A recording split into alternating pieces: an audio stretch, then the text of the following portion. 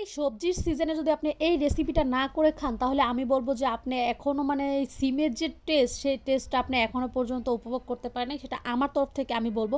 কারণ যে এই সিমের লাড়া রেসিপিটা এত বেশি দুর্দান্ত, আসলে এটা নরসিংদীর মানুষ বেশি খেয়ে থাকে। আর নরসিংদী এই রেসিপিটা কিন্তু অনেক অনেক চলে, কারণ হলো ওরা এই রেসিপিটা এই সিম দিয়ে অনেক বেশি খায়। আর আমার কাকিমা যেহেতু নরসিংদীর ছিল, তিনি কিন্তু এভাবে রেসিপিটা বানাতেন। আমি কিন্তু এই রেসিপিটা ওনার কাছ থেকে দেখেছি আর শিখেছি। আর কিন্তু শেখার পর থেকে আমি কিন্তু প্রতি সিজনে শীতের দিন আসলেই এই রেসিপিটা খাই মাস্ট।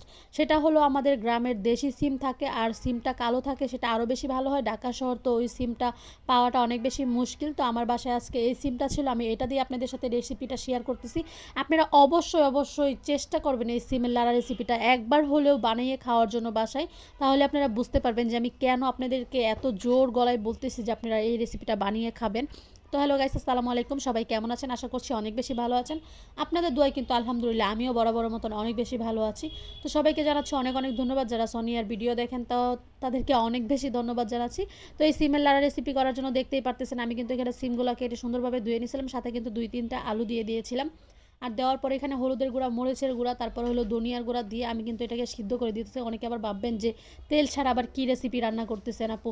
না, তেল ছাড়া না, এটার আপনারা লাস্টের ইয়াটা দেখতে পারবেন যে এই সিমের লাড়া রেসিপিটা এত বেশি মজার ছিল যে আমি না বানায় খাইলে আমি আসলে বুঝতেই পারতাম না। আর আমার কাকিমার থেকে আমি খাইছি আর নিজের হাতেও বানিয়ে খাইছি, অনেক বেশি মজার ছিল। তো এখানে দেখতেই পাচ্ছেন এটা কিন্তু আমি হাফ করে সিদ্ধ করে নিতেছি। সিদ্ধ করে কিন্তু এই যে হাফ সিদ্ধ হয়ে গেছে, আমি বেশি পানি এখানে ব্যবহার করব না। সিম যেহেতু ধুয়ে দিয়েছি ওখান থেকে কিন্তু প্রচুর পরিমাণ পানি বের হবে, এজন্য আমি এখানে পানি ব্যবহার করছি না। এই যে সিমগুলো যখন হালকা সিদ্ধ হয়ে গেছে আমি কিন্তু এটাকে হালকা করে একটু খুন্তি দিয়ে মানে থেতলাই দিতেছি। তারপরে হইলো যে আরও একটু সিদ্ধ হবে, তখন কিন্তু আমি এটাকে চামিচ দিয়ে ভালোভাবে, দেখতে পাচ্ছেন চামিচ দিয়ে ভালো করে থেতো করে নিতেছি। মানে হলো এই মূল এই লাড়া রেসিপিটাই হইলো একবারে থেতো করে নেওয়া। আর সবথেকে বেশি মজা হয় দেশি সিম আর হলো বাড়তি সিমগুলো থাকে, যেগুলোতে প্রচুর পরিমাণ সিমের বিচি থাকে। বিচিগুলো খেতে কিন্তু অনেক বেশি মজা লাগে, যেটা আমি আপনাদেরকে বলে বুঝাইতে পারবো না। তারপরে এখানে হলো আমি কয়েকটা, যেহেতু শীতের সিজন মানে সবার বাসায় এরকম কম বেশি সবজি থাকে, তো আমি একটু পেঁয়াজের কালি এখানে দিয়ে দিতেছি। যে পেঁয়াজের পাতা সহ যে কালিগুলো থাকে সেই কালিগুলো দিয়ে দিতেছি। আমি কিন্তু এখানে কোনো মরিচ ব্যবহার করি নাই, দেখতেই পাচ্ছেন, কারণ হলো এখানে আমি একটু মরিচের গুঁড়া দিয়েছিলাম আর লাস্টে হলো আমি একটা বোম্বাই মরিচ দিয়ে নিব। এই জন্য আমি এখানে মরিচ দিয়ে দেবো, এই জন্য কিন্তু আমি আর কাঁচা মরিচ, শুকনো মরিচ কোনো কিছু ব্যবহার করবো না। এই যে ফাইনালি আমি চলে আসলাম ভালো করে থেতো, ওইটা কিন্তু ভালো করে শুকায় নিতে হবে। একবারে শুকনো শুকনো অবস্থায় নিতে হবে। শুকনো শুকনো অবস্থা হয়ে গেলে তখন কিন্তু আপনি এটাকে বাগার দিয়ে নেবেন। তো আমি কড়াই থেকে নামেই তারপরে কড়াই হলো তেল দিয়ে দিলাম। তেলটা গরম করে এখানে পেঁয়াজ আর রসুন কুচাই দিয়ে দিছি, সাথে হলো 2-3টা পেঁয়াজের কালিও ছিল।